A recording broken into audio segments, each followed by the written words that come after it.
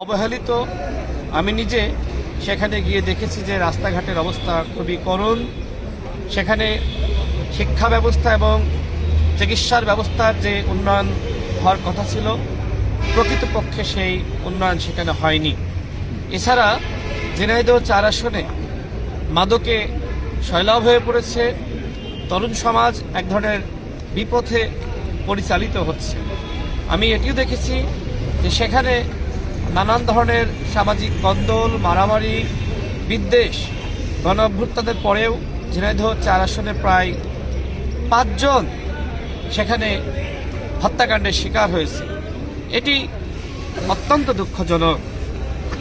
আমি ঝিনাইদহ ৪ আসনের সর্বস্তরের জনগণকে সাথে নিয়ে ওই এলাকার উন্নয়নে কাজ করতে চাই। সুদ, ঘুষ, দুর্নীতি বন্ধ করতে চাই এবং ঝিনাইদহ ৪ আসনকে সারা বাংলাদেশের মধ্যে মডেল আসন হিসেবে গড়ে তুলতে চাই। আপনারা জানেন যে আমি একটি দলের